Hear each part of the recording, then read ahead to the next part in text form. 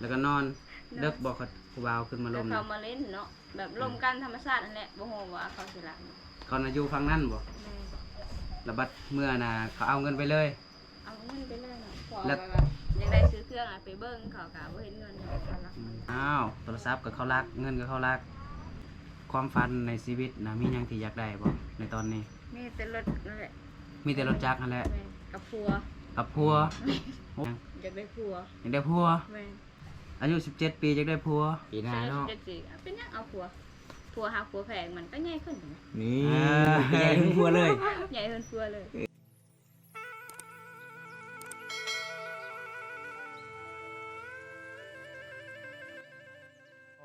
สบายดี อันนี้เป็นห้องนอนจ้ะบ่น้อง โดยแม่ห้องนอน ตัวนี้ละที่ผู้บ่าวไปลักเงินเจ้าบ่ แม่ ห้องนอนนี่บ่ แม่ห้องนอน อ๋อมีแต่จะเอาผ้าห่มเนาะ โดย สิมาเอมพี่น้องเอ้ยนอนนำกันจักคนน้องอยู่นี่ สาม 3 คน โดย มีแต่ผู้สาวหมดบ่ แม่เป็นผู้สาว อ๋อมีแต่คนจุบๆงามเนาะมายังอยู่ห้องเจ้าแพนเจ้าบ่ แม่น มียังอันนี้น่ะ ตุ๊กตา ตุ๊กตาโอ้ยคอยละตกใจคิดว่าผู้บ่าวเจ้านอนท่าอยู่ห้อง ตุ๊กตาแฟนเก่าซื้อให้ บ่นะ ฮะ เงินไปกดมันเฉย ซื้อมาเท่าไหร่น้องตุ๊กตาน่ะ 100,000 100,000 เพราะว่าตอนนั้นยังไม่ทันขึ้นได้เงิน อ๋อสาเหตุใดที่เจ้าซื้อมาตุ๊กตา เพราะว่าบ่มีผู้บ่าวเนาะเวลาเหงาก็กดตุ๊กตาแทนผู้บ่าวกัน เอ้ยบ่าวพี่น้องน่าหักหลายเลยครับผมสาวเมาคนสวย อันนี้จะเป็นเพราะว่าบำตากไปทายตอนนั้นน้องอาบน้ำพี่น้องเพราะว่ามาเมื่อนี้ก็มีเยี่ยมมายามเพิ่นก็ใจดีเลยเพราะว่าน้องก็น่าหักแต่สงสารน้องพี่น้องทางโทรศัพท์ทางเงินผู้บ่าวหลักมาเลยเนาะแม่นบ่น้อง แม่น โอ้ยพี่น้องเอ้ยอายุสำนี้หาเงินหาคามไปรับจ้างอยู่เมือง หลังจากมาแต่เมืองแล้วมีผู้บ่าวมาหลักอีกเพราะว่าห้องนอนของน้องเอาแต่ผ้าห่มกันเลย เวลาผู้บ่าวคืนกลางคืนนี่ผู้บ่าวขึ้นแบบนี้เลยบ่ โดย โอ้มีแต่เปิดผ้าห่มแล้วเขาเลยเขาเล่นเลย ยินเลย โอ้พี่น้องเดี๋ยวอนุญาตเข้าเบิ่งห้องน้องก่อนเด้อพี่น้องผ้าห่มก็ประมาณสักนี้บ่น้องผ้าห่มเจ้าบ่ โดย นอนนำกัน3คนเนาะ แม่น พี่น้อยใครแม่นลีพี่น้องเห็นบ่เวลาผู้บ่าวขึ้นเฮือนสาวเมากะเข้าจุดนี้เลยเด้แต่เจ้าเอาใบเงินอยู่ใส่เนาะเจ้าใบเงินน่ะ เอาว่าเราต้อง ฮะจะปะอยู่ใส่เงินเจ้า เอาเวียนอยู่ อยู่สลับนี่บ่ โดยอยู่เช้า โอ้พี่น้องเอ้ยอยู่แจ้เฮือน โดย นี่พี่น้องประมาณจักล้านน้องเขาเจ้าหลัก 2 ล้านเอ็ด ปอหมดเลยเนาะจะเฮ็ดงาน2 เดือนเนาะ เลย ปอพี่น้องเอ้ยคนที่รักเงินน้องโอ้ยพี่น้องอายุก็ยังน้อยพี่น้องหาเงินหาขามเพื่อให้ความพันน้องอยากได้หยังไปหาอยากได้รถเนาะโฮมไวเนาะได้แต่2 ล้านเอ็ดสุดท้ายเงินบ่มีเลยผู้บ่าวมาลักเลย หลักเงินเป็นหยังก็บ่รักข่อย นี่บ่แม่นแผนเจ้าบ่เอาเงินเจ้าบ่ บ่แม่น เจ้าบ่มีแผนบ่น้องยังบ่มีคือเก่าเนาะ ตอนนั้นบ่สะดวกมีแฟนเนาะเพราะว่าเฮายังหาเงิน อ๋อหาเงินหาคำเนาะ โดย อืมแผนเฮาคือตุ๊กตาเนาะสมุนี้เนาะ กำเวลาเงาก็กอดตุ๊กตา ก็ตุ๊กตาแทนก็ได้ แม่นพี่น้องนี่สาวเมาคนสวยเอ้าอีเมลจะไปใส่น้อง บ่ บ่ จักรับไปซั่น บ่แม่นไปซักให้เขาให้บ่ บ่ได้เฮ็ดให้ บ่เฮ็ดให้อีพ่อจะไปใส่บ่นี่ บ่ขออยู่เลย ใส่ไหวพ่อจะไปเล่นในห้าง เอาเวลาอยู่ก็อยู่เวลาไปก็ไป โอ้หากนมาแต่ลินผู้สาวแล้วตอนนี้น่ะโอ้ยพี่น้องเอ้ยรอนี่เนาะพ่อจะเนาะ รอยังจอยคือเขียนน้อย อยู่ไสพ่อจะอยู่น่ะ อยู่เฮือนครัวเพิ่น คุณครัวบ่ ด้วย โอ้ทางนั้นบ่ แม่ โอ้เล่าเฮ็ดหยังน่ะ จักเลยบ่ฮู้เฮาอยู่ โอ้ยพี่น้องเอ้ยไอพ่อเจ้าก็ยังหล่อเนาะซ้ำเป็นบ่าวเด้พี่น้อง เฒ่าแล้ว นี่พี่น้องมาเยี่ยมมายามสาวเมากะน่าฮักหลายเด้เพิ่นกะตลกในอยนึงแน่พี่น้องใครบ่หยอกก็บ่ม่วนเนาะใครบ่หยอกก็บ่ได้หัวพี่น้องเพิ่นกะตลกพี่น้องเอ้ยมาคือมาสารเพิ่นก็เป็นตาสงสารพี่น้อง จุดนี้ก็มีผู้สาว3คนนอนผ้าห่มก็ประมาณส่ำนี้พี่น้องเอ้ยโอ้เป็นไตตนสาวเมาเลยครับ ห้องน้ำก็ยังบ่ทันได้มีบ่เนาะเวลาไปถ่ายต้องเล่นเข้าป่าเลย เข้าป่า ยุงลายบ่ โทรหาไปเด้อ ยุงลาย มันกัดคน เฮามีห้องน้ำเนาะ แม่ โอ้ยพี่น้อง บ่เป็นหยังเนาะในเขตชนบทเฮาเนาะ มันเป็นประเพณีบ้านเฮาเนาะ แม่ เข้าได้ และห้องนอนสาวโสดก็มีแต่ผ้าม่านทุกคนเลยที่เอามากางเนาะแบบกันไว้ซื่อๆกางง่ายๆเลยเนาะเบามากับเปิดได้เลยเดี๋ยวขออนุญาตน้องเพิ่นก่อนเอาไปนี่ได้บ่ ได้ ได้เนาะ ได้ ระวังได้บ่โกยเข้าแล้ว ยันจะบ่ออกเลยเด้ เอาเขาบ่เลิกก็ประมาณนี้แหละโอ้ห้องนอนเพิ่นก็บ่ได้ใหญ่กว่าพี่น้องเพราะว่าเรือนซันของเพิ่นก็เป็นเรือนซันดังน้อยๆหนึงแต่ว่าในห้องนี้นอนนำกัน3คนเนาะ 3 คน เวลาแบบที่เพิ่นเว้านะเวลาแบบผู้บ่าวของหมู่มาเพิ่นก็ต้องได้ไปเล่นทางอื่นก่อนให้กระเจาลมกันเนาะ คอยบ่อยากขัดขวางข้าวเล่นผู้สาว บ่อยากขัดขวางเขาเรื่องผู้สาวห้องนอนก็ซ้ำนี่เลยพี่น้องอ่ะเอาอนุญาตซ้ำนี่แหละมานั่งหมองเก่าเพิ่นสิเปิดไว้เลยคือบ่ปิดไว้แบบ ปิดไว้ยังบ่มีหยังอีก ยันว่ายันเขาเห็นแบบความลับบ่หรือว่าไอ้หยังนะ สำหรับยังบ่มี บ่มีเนาะที่เคยได้ยินและได้เห็นแบบได้เห็นในคลิปบุญตาว่าผู้บ่าวมาลิ้นแล้วได้ลักเงินลักโทรศัพท์ไปบ่แต่ว่านี่เป็นแบบใด เดี๋ยวนี้บ่กล้าอยู่เลยบ่กล้าเอาไว้แล้วเงิน บ่กล้าไว้แล้วด้นแล้วบ่ที่เขาเจ้าลักเงินไปนะ โดนแล้ว ผู้อยู่บ่คนที่เอานะ โหเฮ็ดเฮ็ดยังบ่ได้ คิดว่าแบบคนแถวหมู่บ้านอื่นบ่ บางบ้านเอง เขาเจ้าลักไปจากล้าน 2 ล้านเอ็ด 2 ล้านเอ็ด โดน ตกทุกคน2 ล้านเอ็ดก็ประมาณอยู่ 2,000 ปลายเด้เนาะแม่นบ่2,000 ปลายเงินน่ะได้มาแต่ไส มาแต่ได้แต่รับจ้าง รับจ้างไปรับจ้างในตัวเมืองบ่ 3,000เปล่า 3,000 ปลายเนาะโอ้ได้เงินไปรับจ้างมาจากเมืองไปรับจ้างมาจากเดือนกว่าสิได้2 ล้านเอ็ดนะ 2 เดือน 2 เดือนได้ล้านเอ็ดแล้วจะเอาเงินไว้อยู่ไสซะ เอาไว้อยู่ อยู่แจนะบ่ อยู่เจ๊ แล้วก็นอนเลิกบอกเขาผู้บ่าวขึ้นมาล แล้ว ม เขามาเล่นเนาะแบบลมกันธรรมชาตินั่นแหละบ่ฮู้ว่าเขาสิรัก ก่อนอายุฟังนั่นบ่ แม่ แล้วบัดเมื่อน่ะเขาเอาเงินไปเลย เอาเงินไปเลยเนาะพอ แล้ว แบบอยากได้ซื้อเครื่องอะไปเบิ่งเขาก็บ่เห็นเงินเขารักมัน ตอนใดที่แบบจังสิได้ฮู้ว่าเงินน่ะเขาลักไปแล้ว ก็ไปดูเอาไปดูแล้ว ไปดูเอา แม่ เพราะว่าเงินน่ะบ่เห็นแล้ว ก็เลยไปดูเอา ดูเขาเว้าผู้บ่าวที่ไปลิ้นเจ้าล่ะ ด้วย แล้วเงินน่ะที่เจ้าโฮมไว้เก็บไว้น่ะเจ้าว่าอยากได้หยัง เก็บเลยเลย อยากได้รถจักรนี่บ่ แล้วจ้ะ เฮือนของเจ้าบ่มีรถจักรบ่ มีแต่ มันเก่าแล้วบ่อืม อยากแบบอยากได้รถเป็นของตัวเอง อยากได้รถเป็นของตัวเองก็เลยไปหาเฮ็ดงานรับจ้าง เพื่อที่จะเก็บเงินซื้อรถจักร คนสู้ชีวิตเนาะบ่โกยเนาะ สู้ชีวิตน่าสงสารแฮงพี่น้องผู้บ่าวก็จังแม่นใจดำแท้ทุกคนเลยมาเล่นเพิ่นก็ยังบ่พอยังมารับฮักบ่แม่นฮักเนาะคันฮักน่ะแฮงดีแหละ หลักเงิน มาเล่นเลยไงไปลักเงินเพิ่น โทร ซ้ำ ศัพท์ พี่ ก็ น้อง เสียนะน้อง เลย โทรศัพท์เขาลัก โทรศัพท์ก็เขาลักอีก รัก มือเดียวกันเลย บ่ตอนไปฮอนหุ่นหมู่บ่จะไปนอนหุ่นหมู่ อ้าวโทรศัพท์ก็เขาลักเงินก็เขาลักผู้บ่าวนี่จังแม่นโหดแท้แถวนี้เนาะทุกคนเนาะบ่คิดสงสารน้องเพิ่นเลยเนาะเพิ่นไปหาจ้างเพื่อที่จะได้เก็บเงินโฮมเงินมาซื้อรถจักรอยากรู้ว่าแบบ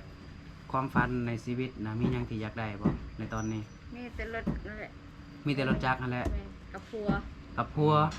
โอ้ย แล้วก็ห้องน้ำ เนาะ แต่ก็ของเรา อย่างแรกเอาอย่างแรกที่อยากได้ถ้าหากว่ามีแบบอย่างหนึงที่เขาเจ้าแบบให้เลือกนะเลือกอย่างหนึงอย่างใดอย่างหนึงเนี่ยเอาอยากได้หยัง อยากได้พัว อยากได้พัว แม่ หึ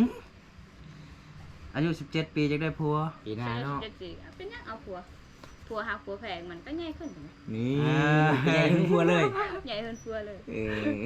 เอาหยังเอา เอาพัว เอาพัวคือเก่า เอาพัวคือเก่า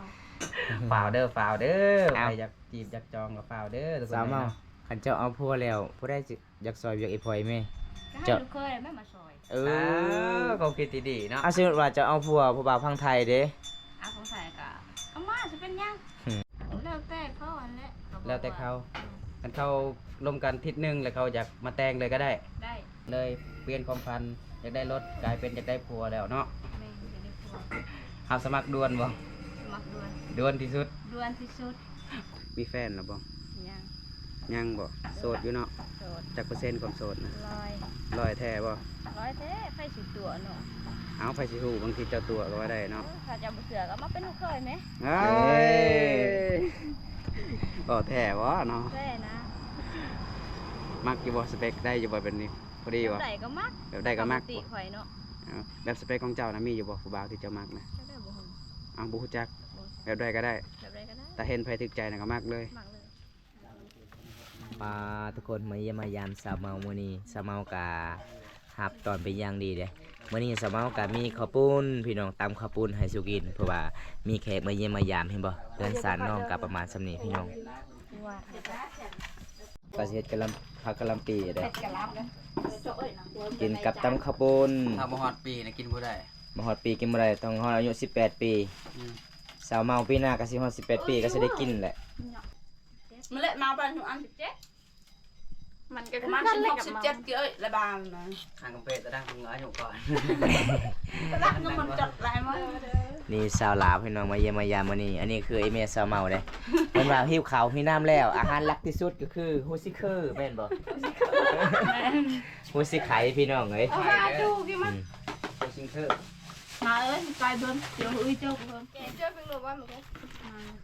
มื้อนี้อยากกินลองเบิ่งฝีมือสาวลาวฝามังกรน้องเกดน้องกาดสาวเมาพี่น้องตำข้าวปุ้นบรรยากาศยามแลงมาเยี่ยมมายาม อยู่เฮือนสาวเมาบังเอิญในรีมื้อนี้ผู้สาวมาหลายๆคนสาวเกดเจ้าก็นอนน้ำกันบ่อยู่เฮือนสาวเมาบ่ โดยมันกัน โอ้เวลากลางคืนไปนอนอยู่เฮือนสาวเมา โดย โอ้เป็นยังไงเมื่อคืนนี้ผู้บ่าวกอดอุ่นอยู่บ่ มี ว่า บ่มีผู้บ่าว มีแต่ตุ๊กตากอดแทน เออคิดว่ามีผู้บ่าวมาเล่นตลอดเลยคู่มือคือเว้น ข่อยกอดก็ได้หมู่ข่อยสิเป็นหยัง การเวลามาหนาวนี่ต้องกอดกันบ่ เอ้ยข่อย ฮะ ไล่บ่ แม่มาสแกนพอได้นอนอยู่กลาง นี่เด้ ผู้น้อยๆนี่บ่ โดย เอาเฮ็ดไปพี่น้องมื้อนี้อยากกินลงเบิ่งฝีมือสาวลาวตำข้าวปุ้นมาเยี่ยมมายามเพื่อนสาวเมามื้อนี้ก็ใจดีพี่น้องเพิ่นรับตอนเป็นอย่างดีเด้เพิ่นเอาข้าวปุ้นอีกมาตำพี่น้องเพิ่นว่าบ่มีอาหารพี่น้องก็เลยเพิ่นก็มาซื้อข้าวปุ้นนี่พี่น้องนี่ไอ้แม่เพิ่นก็บ่มีอาหารเลยเด้กินแต่แจ่วกับหัวสีไข่พี่น้อง เอาเรื่องแล้วกันเด้อ นี่เห็นบ่คันทาผู้ใดอยากมาเยี่ยมยามลูกสาวเพิ่นว่านี่ละอาหารหลักๆ ก็คือหัวสีไข่พี่น้อง นี่เพิ่นกินข้าวแซ่บคักอยู่เด้พี่น้อง ต่อยาก คือสิแซ่บหลายเลยพี่น้องเอ้ยไอ้แม่ก็ยังเป็นสาวเด้ส่วนไอ้พ่อก็ไปเล่นมีหางตลอดเลยเนาะ จะเห็นบ่าวพร้อมเมื่อกี้นี้ ผัวอะไรเจ้านั่นคนนั้นบ่ผัวเจ้าบ่ มัน โอ้คอยเลยคิดว่าเด็กน้อยเด้ เราใครทุกวันทุกคืนจอยพร้อม โอ้ไข่ยังไข่กับเจ้า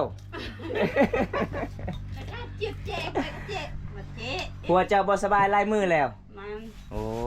พี่น้องผัวบ่สบายก็เลยจอยเนาะอดข้าวอดน้ำบ่มีอาหารกินแน่นี่พี่น้องเห็นบ่หนุ่มไทยหลายคนให้บอมตาติดต่อให้สาวเมาพี่น้องเพื่อนชันเพื่อนประมาณสินี่หนุ่มไทยสิกินได้บ่อาหารแบบนี้ เคยกินอยู่บ่อาหารแบบนี้เหรอ นี่เห็นบ่ เคยกิน คันทามักลูกสาวแม่ก็อาหารแบบนี้เนาะ อืม นี่เห็นบ่มีอาหารเด้ มีแต่กินเอาไว้ทางไทยนี่แหละ แม่น อะไรเป็นปีกระฉาชาดอย ป้าพวกคักเลยเซาเกตเซากาดบ่ยังซื้อเจ้าเซาเกตเซากาดช่องไอ้น้องบ่ บ่แม่น บ่แม่น อืม โอ้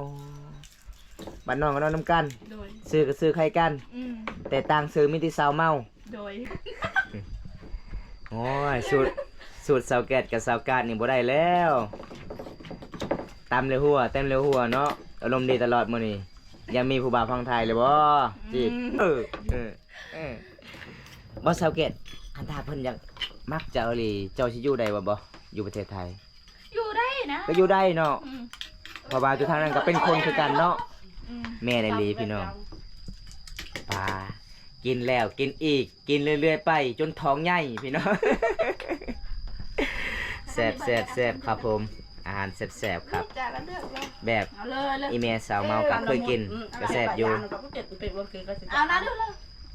แค่จานเนี่ยละ เอาแซ่บเอ็มบอกพี่น้องเพิ่นว่ามากินข้าวกินน้ำน้ำกันนี่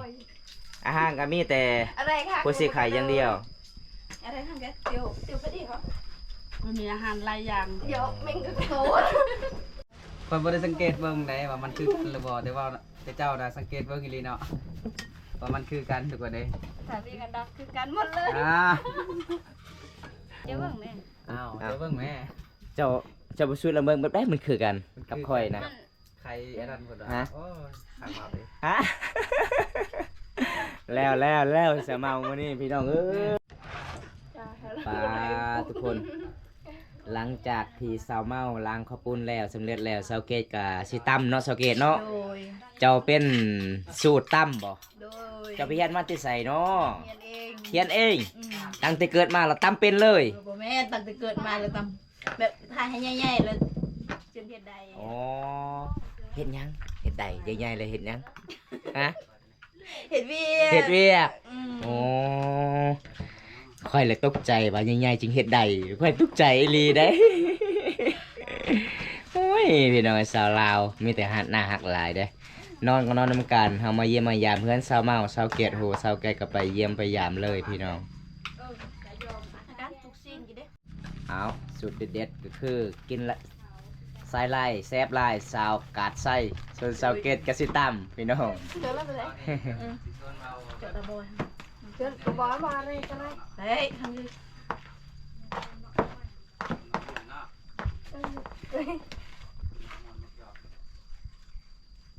อาจจะก็โจแบบจะปริริเลย สาวเกตสาวกาดระวังเด้อใส่มะเขือลายเดียวเข้าป่าตลอดเด้เดี๋ยวคอยขี้ข้ามไปส่งเด้กลางคืนนี่เด้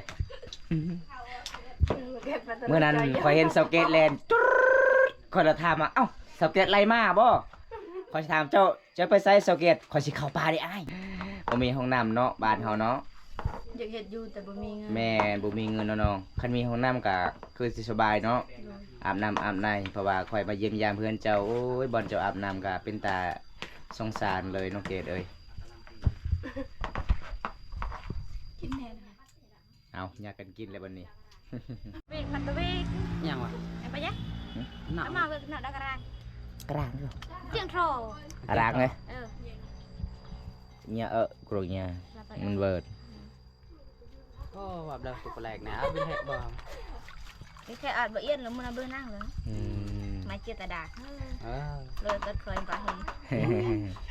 ขอโทษด้วยครับพังบ่เข้าใจเด้ออันนี้ภาษาไทยโซบ้านเฮาพามังกองเฮาก็เว้าภาษาบ้านเฮาแน่เซามาเว้าว่าหมู่อยู่เฮือนข่อยคันทา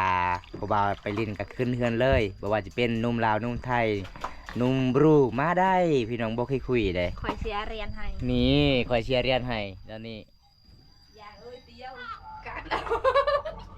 เจาะเลยเหรอ คักเนาะ เด็ดเอ็ม เสียเปล่า คือสิแสบคักเลยบัดนี้พี่น้องเอ้ย ว้าน่าอร่อยมากเลยพี่น้องฝีมือสาวแก่กับสาวกาดเด้อส่วนสาวเมาก็มีแต่ลวกกับล้างผักพี่น้องปลามาแล้วครับ อาหารสาวลาวทำเมนูมื้อนี้ครับผมนี่พี่น้องนี่สาวเมาก็มาแล้วพี่น้องเลยมา คือมาอยากกินนะ อาหารแซ่บๆเลยบ่ เป็นอาหารต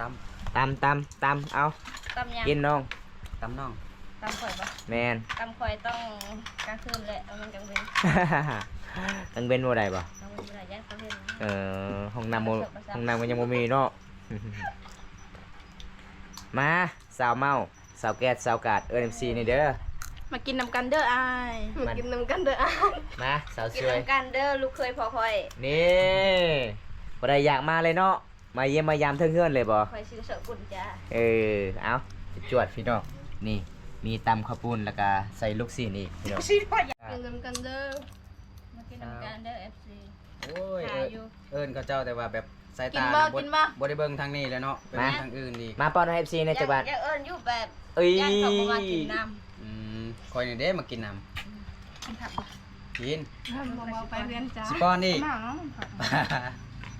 เอา มีการป้อนกันอีกได้บัดนี้เนาะโอ้ยเนาะเอาว่ากินแล้วสิป้อนเฮาอีกเนาะ สิพรให้ FC หรือว่าสิพรให้เบ้าโกย ค่อยๆกินเองก็ได้เพราะว่ามันยาวโพดอันนี้ป้อนให้บ่ได้ดอก ใครจะกินลูกชิ้นจ้า อืม ขออนุญาตเด้อกินได้ปะ ได้ เอาตาต้องกินแบบนี้ ข่อยมักใหญ่ อืม ง่ายเลยนะ เออ มือผู้ชายนี่คือแซ่บเนาะมาทุกคน มา กินพี่น้อง มากินนำกันเด้อพี่น้องเด้อ มาจุดๆน้ำกัน อืม อยากกินปลาแดก กินกันเด้อครับอ้าวเจ้าแอมไหม เจ้า เบมานะ เจ้าเจ้าเนี่ย ตรงนั้นดูนับไปดูเขาอยู่ข้างนี้จ้ะเพราะว่ามันบางกล้อง เอาออกกันเด้อนี่เด้อ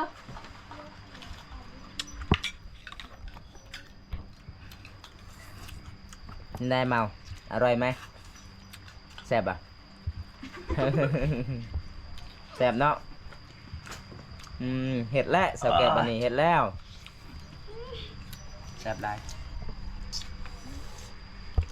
อร่อยไหมเผ็ดบ่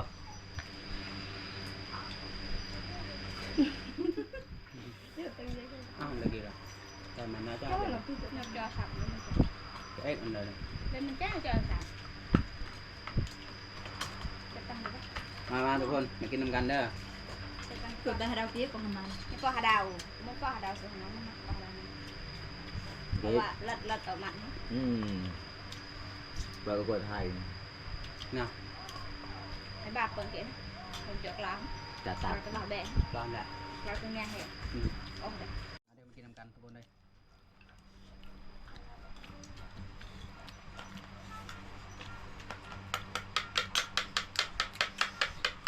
ยัง มันเผ็ด เผ็ดบ่ แม่ใช่บอกมาเผ็ดๆบัดนี้ มันเผ็ดไข่พอยานจังแม่น ไปจะได้บะโกยผ่านอยู่บ่รสชาติ ผ่าน ผ่านเนาะ สามเมาในแบบที่ว่าแบบคือใจ FC หลายเนาะ ทันไปแล้วคนบ่อยากไปบ่สาวเมาอยากไปแต่สองคน ไปสองคน กลางคืนก็ไปแต่สองคน ไปสองคน กลางเว้น กลางเว้นเด้ก็จะไปแต่สองคน กลางเว้นไปสามคน ได้ปลาตัวเดียว เอ กับ อ กินกับพอดีเนาะ เจ้ากินวัว กินห้าง กินซอย เอาสาวเมาสาวกาดสาวเกตตอนนี้ขอขอบใจหลายๆเด้อ โดย ที่ตำข้าวปุ้นสู่อายกินมื้อนี้มาเยี่ยมมายามน้องกับบ่มีหยังเด้อน้องเด้อ โดย คันถามีเวลาวางมื้อหน้ากะ มีแต่หัวใจปะ แม่นมีที่พักให้หัวใจ14ล่ะสิพักให้เจ้าอยู่นี่ล่ะ โดย มื้อหน้ามีแต่เราไปหาเลยได้เนาะ ได้ จะได้กะสิปิดแบบนี้ก่อนพี่น้องเพราะว่ามีสาวลาวครับตอนมื้อนี้กะนี่ล่ะพี่น้องหลากหลายรีวิวพี่น้องเอ้ยจังได้กะเฮากะกินบ่เบิดบ่มตากะสิกลับแน่เดินทางมาหลายกิโลเพื่อหาหมู่บ้านน้องพี่น้องเอ้ย